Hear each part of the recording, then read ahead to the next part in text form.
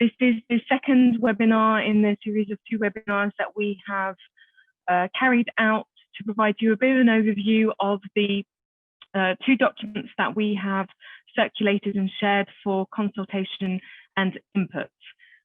So before we get started, just a couple of housekeeping rules. We are recording this webinar, and we've recorded both of the webinars, and one of them will be posted on our website on the Stakeholder Consultation page just after this presentation. So it will be accessible for you to review once again.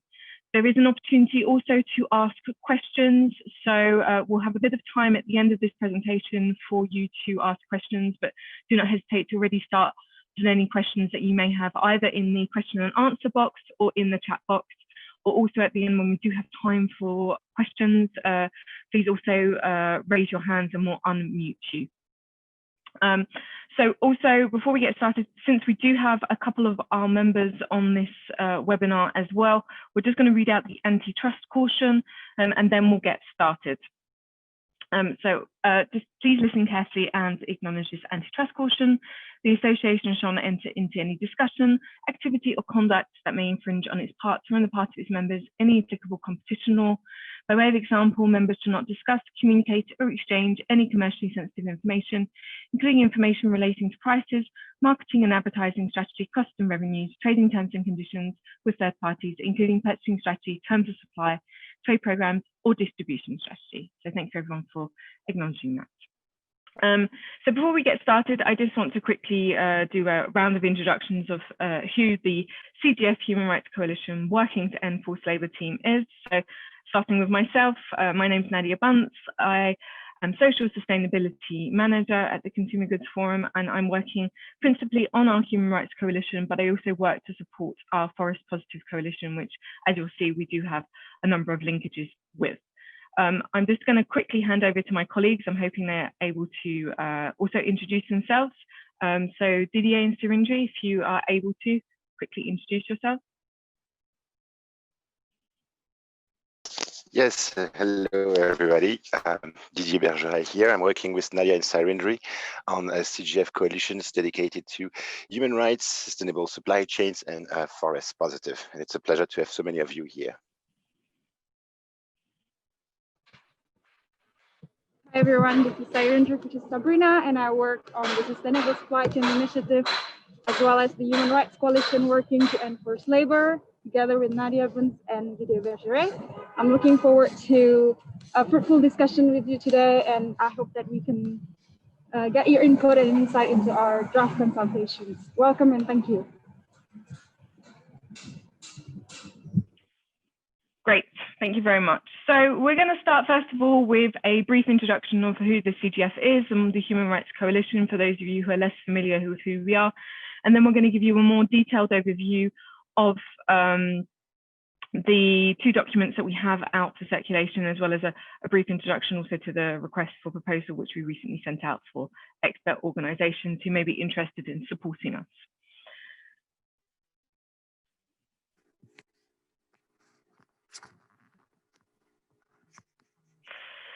So starting first of all, the Consumer Goods Forum.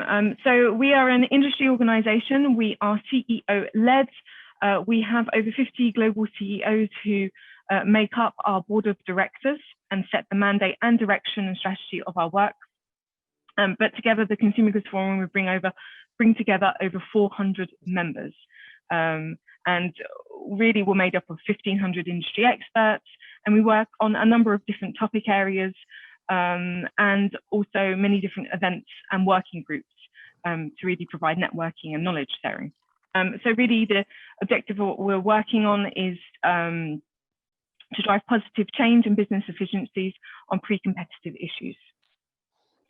So we do work on a number of key areas. There's 5 key areas that we focus on. So sustainability, our transparency and traceability, focus on in the end-to-end value chain and standards, product safety, namely through our global food safety initiative, health and wellness, and as mentioned, sustainability. So within sustainability, we are made up of 5 different coalitions of actions, and you'll see 3 of them are very interlinked together, notably our Forest Positive Coalition, which is working to build forest positive future by striving to address deforestation, our human rights working to end forced labour, and our benchmarking and recognition initiative, which is the Sustainable Supply Chain Initiative, which its initial focus has been on social sustainability schemes, but in the second phase will move to environmental.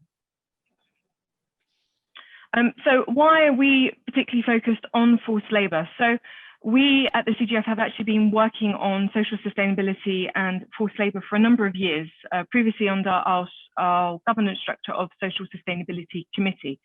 We launched a resolution at the end of 2015, beginning of 2016, which was the first industry resolution of its kind, striving to eradicate forced labour in own operations and supply chains globally.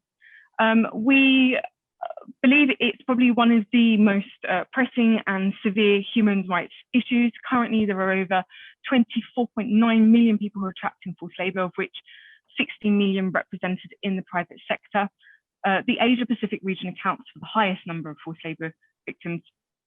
And then when we're looking at what we mean by forced labour and what some of the key issues are, it notably focuses on issues such as abuse of recruitment practices, worker treatment. So we're looking at aspects such as, and not only limited to, trying to eradicate the charging of fees to workers, the withholding of wages, deceptive practices, for example, and lack of contractual agreements. All different aspects which may restrict workers' freedom of movement, either through coercion or physical or verbal threats, for example. So there really are a number of different manifestations of forced labour which we're working to eradicate.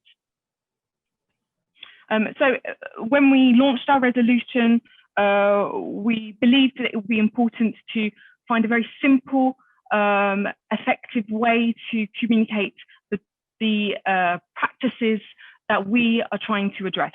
So this is how we came up with what are known as our priority industry principles on forced labour, which are a very simple way to communicate what we're trying to eradicate within a very complex issue. So those three issues are: every worker should have freedom of movement, no worker should pay for a job, and no worker should be indebted or coerced to work.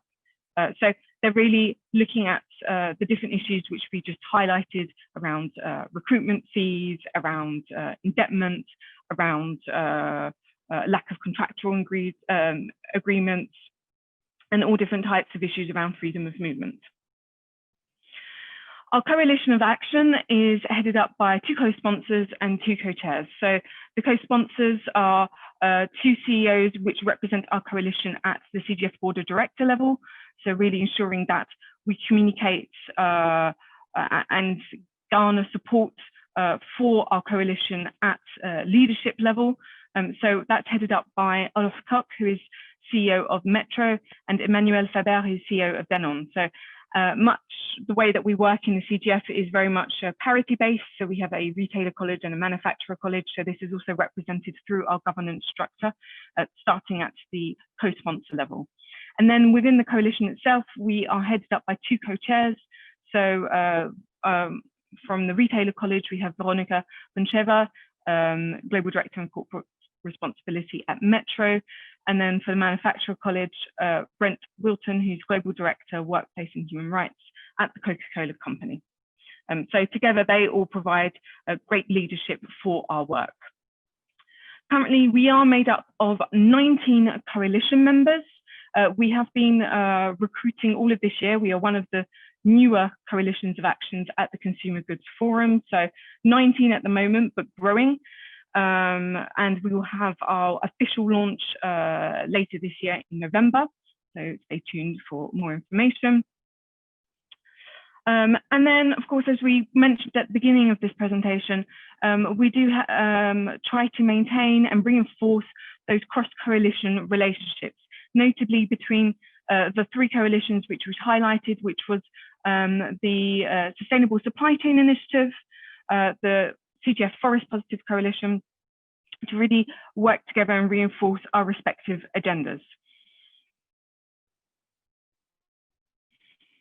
So what is the Human Rights Coalition working to end forced labour really about? So we have our overall objective, which is to advance our forced labour resolution and its priority industry principles.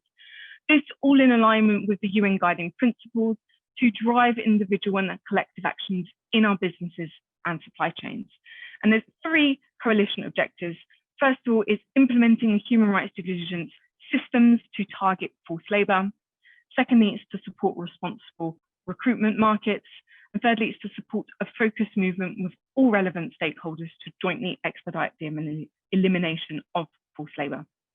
So these then trickle out into 6 coalition commitments, but there's a number of them which are very key to the discussion and the presentation today, notably around the establishment and deployment of HRDD systems in own operations. So we'll be discussing a little bit more about that today. There is collaborating with selected suppliers, starting with palm oil supply chain to develop and deploy HRDD systems from refinery to plantations by 2023. And then as you see, there's a number of cross-cutting actions which will support some of those key areas, which are notably around collaboration with multi-stakeholder groups to enhance cooperation and share information. We'll have a key focus also on advocacy and engagement with governments to support the enforcement of measures to eliminate forced labour, and also supporting the development of responsible recruitment markets. So we're now going to move on to really the documents for stakeholder consultation. So I'm just going to pause at this point and hand over to my colleagues to provide you an overview of our first document, which is the HRDD for own operations. Sure, thanks, Nadia. I was just wondering if there are any questions from the audience at this stage that we could be answering, but I don't see any in the chat box or anything. So please don't hesitate to store your questions there, or let us know at the end if you want to take the floor so that we can effectively address any question. Can go on to the next slide. Thank you, Nadia. So as we say, like the documents that we put for consultation are effectively covering many of our charter commitments, notably helping with engaging stakeholders, not only to work with governments to make sure that they put in place relevant measures to eliminate forced labor, but also guarantee that we are working with all relevant industry and multi-stakeholder organizations to enhance cooperation and resource openly. The entire idea here as well is that we intend to make this coalition pretty much transparent, and we intend to also incentivize the disclosure of efforts, because we believe that there is a problem with forced labor is the lack of talking about it. And so this is why disclosure is effectively very important for us. And we think that we should provide companies with a safe space to report on issues, challenges, but also possibly progress. And so this is why these documents are effectively looking at providing all this safe space for companies from a systemic perspective. Next slide. So we really see own operations as being one cornerstone of our work. Technically, most of the work that has been done on forced labor always refers to supply chain. What we want to do this time is guarantee that our companies are also walking the talk and covering their own operations, which can be quite extended depending on the size of the CGF members we're talking about. And so that's why we clarified what we meant by the scope by having a non-operation definition, which reads as follows. It's the company itself, the entities it owns, the entities in which it holds a majority of voting shares, and the facilities it manages. And the idea there is take this definition and guarantee that when you cover own operations, you also look at the categories of worker that may not be employed by you, but that may have a risk of being in a situation of forced labor that you would not be aware of or that you would not have identified. And so that's why it's very important for us to start there and expand gradually to make sure that all categories of worker, third-party labor, are also covered by this own operation scope. Next slide, please, Nadia. So what we decided is to go for a maturity journey directly derived from the great work of the FA Progress. The idea is that we understand that not all companies may be at the same level when it comes to human rights due diligence.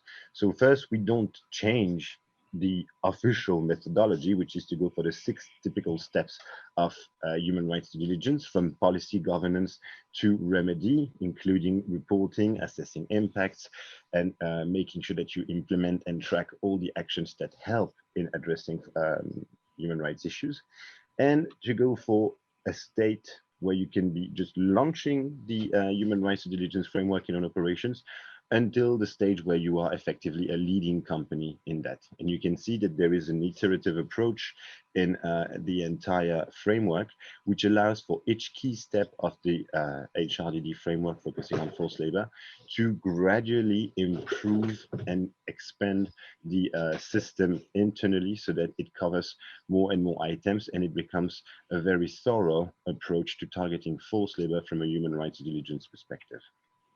And this is exactly the content, which has been very much simplified here, but the content that is core to the documents that we put to consultation.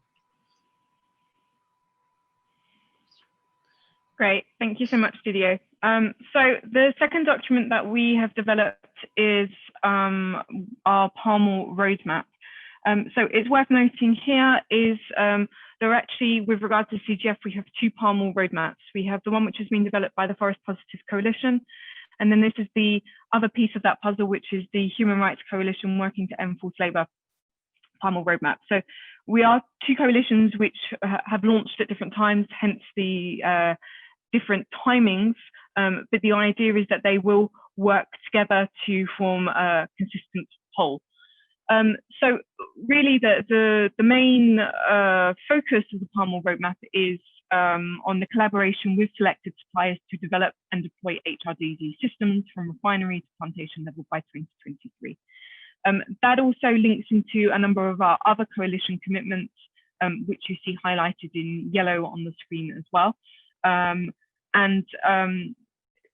We're just going to go now dive straight into what that is. So you will see if you've had a chance to look at the Palmal roadmap, you will see that the main focus is around this forced labor focused HRDD system. So it's very much a similar approach to the one which you'll see in the own operations document. The reasoning for this is that we believe it's important that what we're asking of our suppliers to apply to them, to their value chains, is something that our members also should be doing within their own operations. So it very much shows that there's a aligned and mainstreamed approach across both own operations and value chains. We've been focusing on Palmal for quite some time. Again, this is something which one of the key commodities which we had selected as a priority for CGF and for our coalition. Firstly, because it was one of the commodities which was highlighted through our research as at high risk of forced labor. Secondly, it's a commodity which almost all of our members use, both the food and the non-food members. Therefore, it really does make a lot of sense that we work collectively on this commodity. We already, at the end of 2018, in collaboration with the Fair Labour Association, published a report on assessing forced labour risks within Indonesia and Malaysia. This report really gave us a good grounding and understanding of what the key forced labour issues are, respectively, in Indonesia and Malaysia, how they manifest differently, what the different drivers are, and what are some key constructive actions that we could do at CGF to address forced labour risks.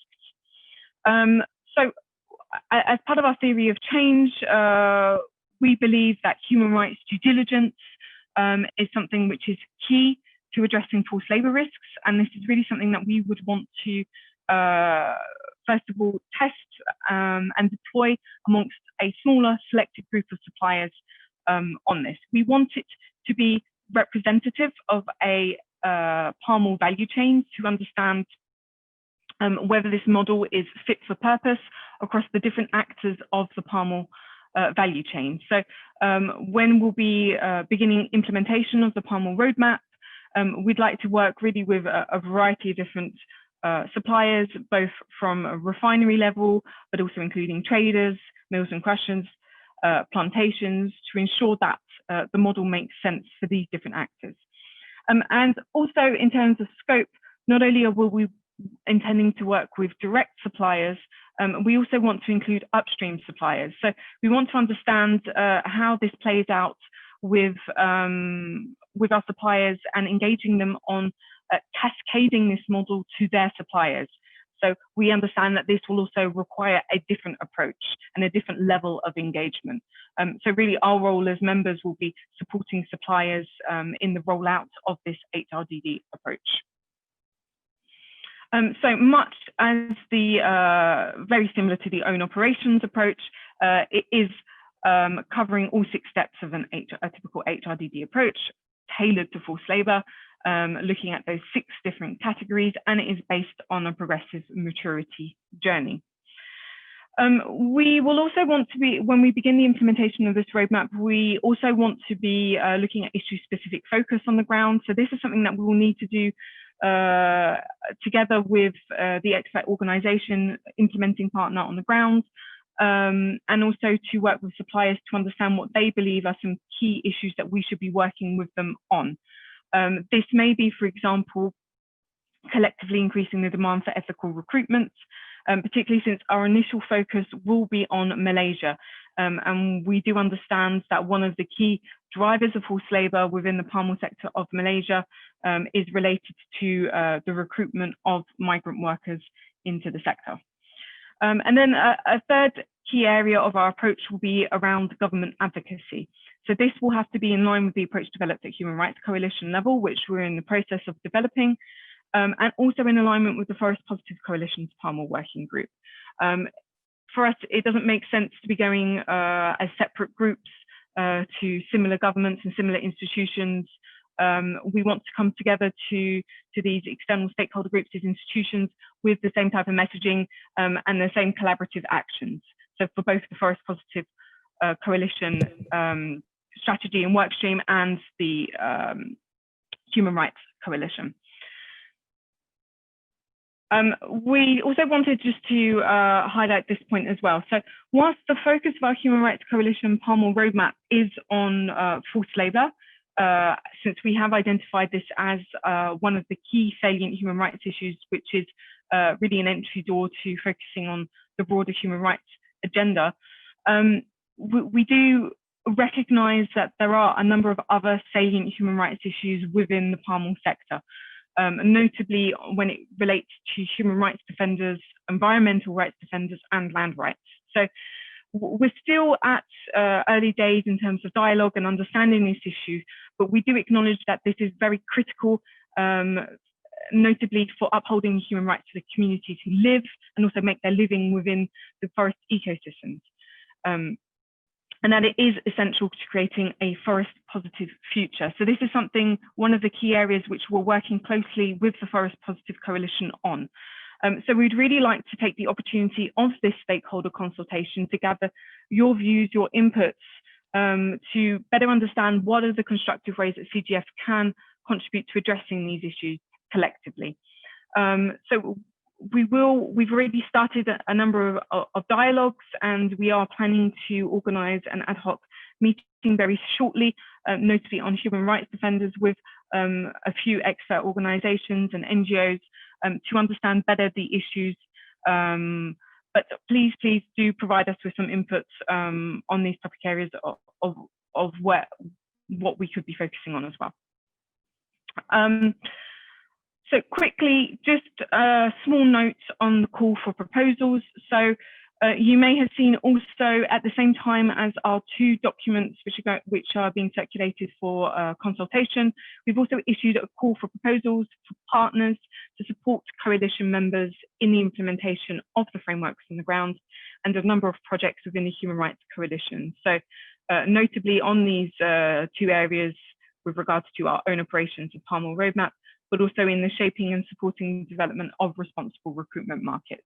So if there's any organisations who are on the webinar today, or you know of any organisations who may be interested in submitting a proposal, please follow the link down below. It is available on our website on the Stakeholder Consultation webpage, where there is a whole pack of information about this call for proposal. And the deadline is also the end of October, much like the Stakeholder Consultation. So just a short summary of what we're hoping to get from this stakeholder feedback. So as mentioned, the deadline is the 30th of October. There are 2 documents for review, which is the forced labour focused HRDD for own operations and our palm oil roadmap. And there's a number of key areas where we'd like to guide your feedback if possible, but of course we welcome all types of feedback. So maybe just to get started on that, we just want to launch a little survey with regards to own operations. So it should be appearing on your screen very soon. Voila.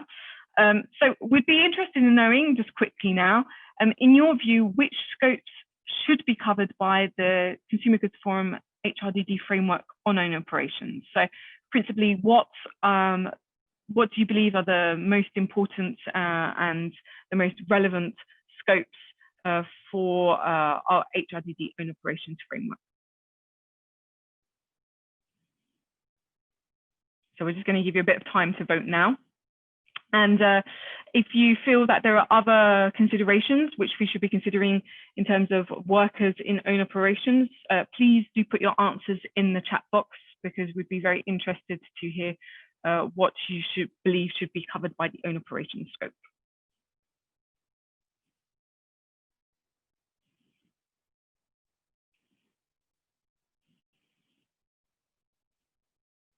Just going to give it a bit more time. We have 56% of the participants who have voted so far.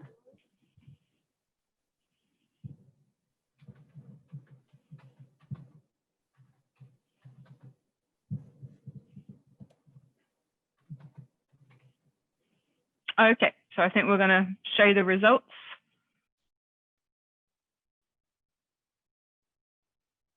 Great, so we have, it seems that the priority area is construction workers with 40%. Transport, in terms of the last mile, comes out also as a key focus area.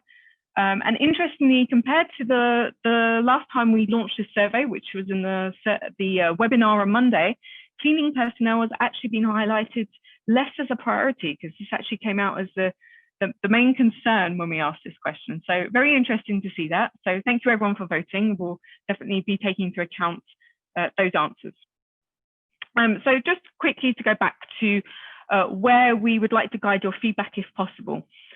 First of all, we'd be very interested in having your input on what the KPIs and metrics would be helpful to measure our progress in the implementation of both the own operations HRDD framework and also palm oil suppliers. So you will see in the documents that we have not included any KPIs or metrics. This has been discussed internally, but we really wanted to use the opportunity of the stakeholder consultation for your input on what you believe are suitable metrics to measure progress and impact with regards to these 2 areas. So we'd really welcome input on that. Secondly, we'd be interested in knowing what you believe are relevant collaborative actions for the Human Rights Coalition to embark upon to support the implementation of this framework amongst suppliers, notably within the palm oil roadmap. You'll see, we have suggested a number of different collaborative actions within the roadmap, which are not finalized, much as all of this is are draft documents for the time being. And we'd really be interested in understanding if you believe what we suggested so far are relevant, if they're helpful actions to support suppliers in terms of collaborative actions, if there are other areas that we could consider. As we already mentioned, we'd be interested in understanding what constructive actions are for engaging on the issues faced by human rights defenders and on land rights. And this is both for the Human Rights Coalition and the Forest Positive Coalition to consider, since this is a cross-cutting, these are cross-cutting issues. And then more openly, what other priorities should we be focusing upon in these documents? And then finally, which we already asked you today, but please feel free to provide us more information or detail and thinking around this in terms of what you consider as relevant scope for own operations and where you see the highest risks. So I think we're just going to stop at this point for discussion, because I think we have a number of different questions. So my colleagues Didier and Syringe will also be helping me with this. Okay. Oh, whilst I have slight technical issues.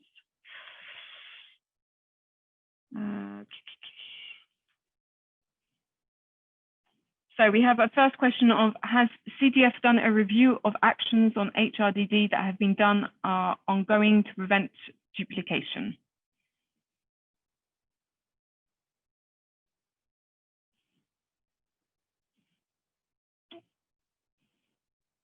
So Didier, will you be taking that one or shall I?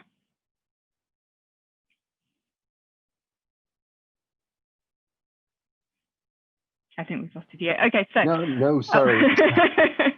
Sorry. So it's about the review of actions that will prevent duplication. Well, indeed, I mean, this is exactly why we are technically doing this work. The consultation allows us to make sure that, we connect with relevant initiatives, and you would see that also from the palm oil perspective, because there are already plenty of things happening in this space. This is also why we segregated our work to focus only on forced labor, because there were plenty of other human rights issues that are currently being covered by other organizations, which we intend to team up with rather than duplicate efforts. And by having such a strong focus on own operations, forced labor, and also a palm oil dedicated working group on, say, similar issues, allows us to connect with organizations working on land rights, and working on human rights defenders as well, like many stakeholders do. And of course, we also largely want to connect with industry associations such as M-Progress, the Responsible Business Alliance, the Institute for Human Rights in Business, on topics that are closely related and on which we can definitely leverage our respective efforts to create or support this movement to expedite the eradication of forced labor. We have a second question, which will be easy to respond to. Where can we find the slides again? So we are recording the webinar, so we will be posting this on our website. So this will be on the stakeholder engagement part of our website. So the same area where you will have perhaps registered for the webinar. So we'll just try and put that in the chat for you now, that email, that website address.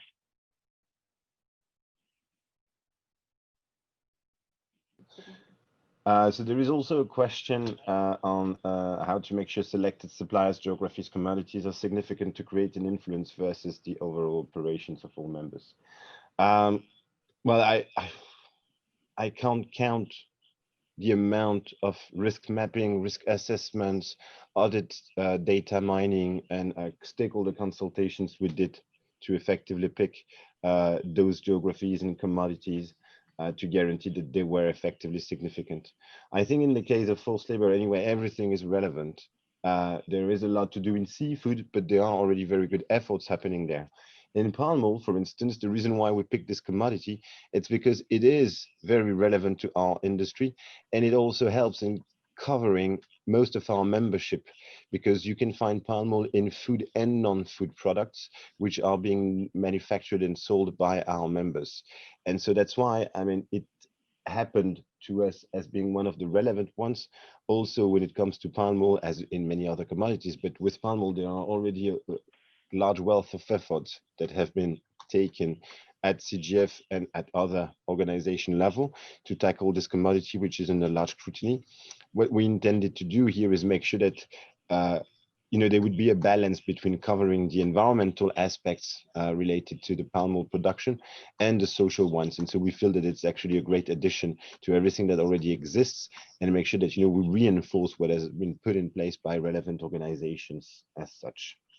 When it comes to own operations, we do not have ourselves geographical focus. We leave that to our members and where their own operations are based.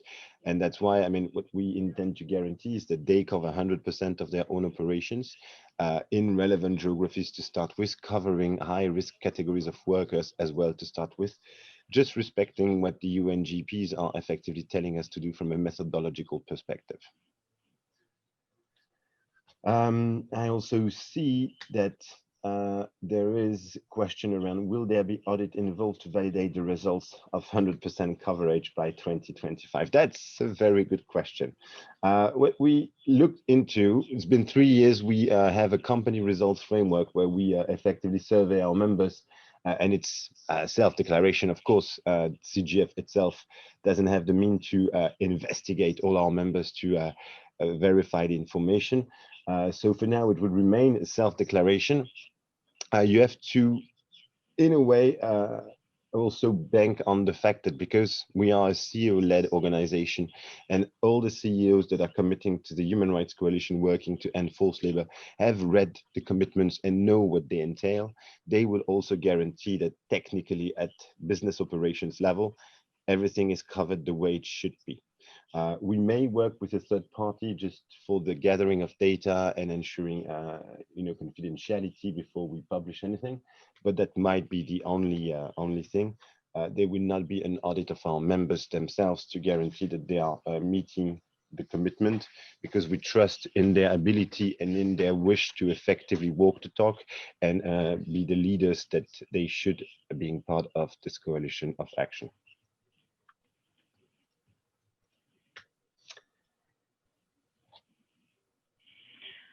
Okay, so I don't see any other questions for now. We're just going to, if you'd also like to ask any questions in live, please do not hesitate also to raise your hand. So we're just going to have a look to see if anyone is doing so. Have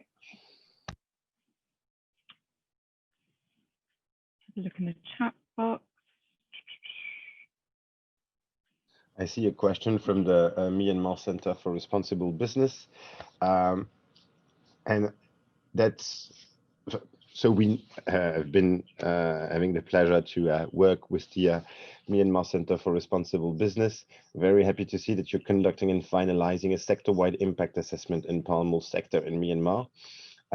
Definitely wish to stay engaged with you. If those results of the study can be shared across our group, that would be largely appreciated, notably because, sorry. So there is obviously a key issue when it comes to palm oil, if you take the value chain from refinery to plantation, with labor and mostly migrant labor. And we picked Malaysia because it attracts a lot of labor coming from Indonesia and other sending countries.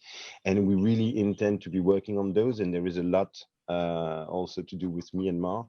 And that would be very interesting for us to make sure that we connect all these efforts, because the view is for us to work on a given value chain to develop the business case and make sure that everybody understands the value of implementing forced labor focused human rights due diligence systems in palm oil, but to be able to then easily replicate it to other geographies. And so that's why, I mean, it would be great to guarantee that we are definitely connected to the Myanmar Center for Responsible Business.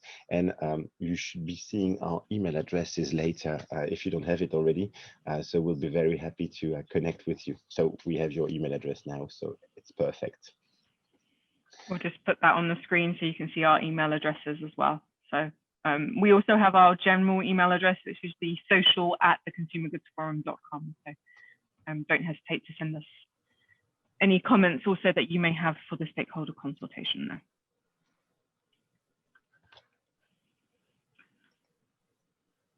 Great, thank you, Syringe.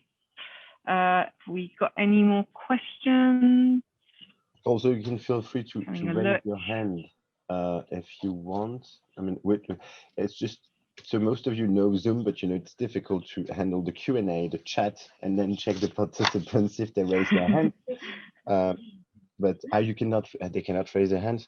Don't even listen to me. I'm saying stupid stuff when it comes to technology. Thank you, Syringe, for reminding me.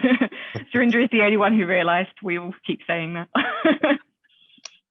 Okay, so that's just a final note, which I forgot to mention on the palm oil roadmap. So whilst we do mention that we're initially... Just have an additional question. So the criteria when we recruit new members. Well, technically, There is none, just be CGF members because, we're a membership organization. Well, the key criteria is that we accept new members only if their CEO has signed up the sign-up sheet. So it's just that we want to make clear. It sounds like a bit of a petty process, but the reality is that we really want the CEO, because we're a CEO-led organization, to sign the sign-up sheet to any coalition, just guaranteeing that they understood and read what are the implications, so that we can guarantee that we have committed companies and the corresponding resources invested at company level to effectively walk the talk. And technically, so we will expect all our members to report on progress on a regular basis. And so we won't be doing some naming and shaming, but we'll be disclosing the number of companies that effectively responded to our questions, so that we can also report on overall coalition progress and making sure that everybody is on the same boat. And the view there is that, of course, we want to support our members, but also use peer pressure to make sure that they advance at their own level and can effectively deliver on the objectives of the Human Rights Coalition working to end forced labor. Sorry, Nadia. That's okay. Oh, I keep clicking too far. Have we got any more questions? No. Okay, so I'll just mention, in case any of you are formulating any questions in your head. So just an additional point on the Palm Oil roadmap. So we do mention that we're working with selected suppliers initially. The idea being in 2023 that we can already report out some initial findings. Our long-term aim really is that it becomes the sector-wide normal model. So it's something which we hope we can then scale up across the sector. So we are initially engaging with a smaller sample, really to understand whether what we've designed and what we're designing is fit for purpose. You will see in the Palm Oil roadmap, it is relatively high level. The reasoning for this is that when we're working with an expert organization, we will be tailoring this further and adding more detail and granularity to this, so it's more tailored to the palm oil sector and to the specific suppliers who will be working with, who also will be providing input into this. So last opportunity for any questions. So we'll give you half a minute more, otherwise we will wrap up and give you 10 minutes back to your day. So just checking.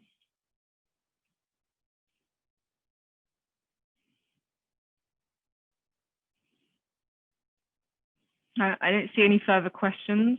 Okay, well, a big thank you everyone to attending our webinar today. We do appreciate it, and we thank you very much for your input, your ideas, and your questions today.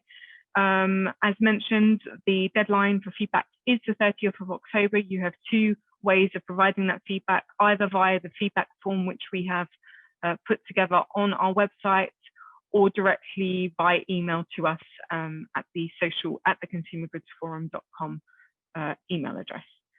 So we really look forward to receiving your comments and your feedback, and wish you all a very good day.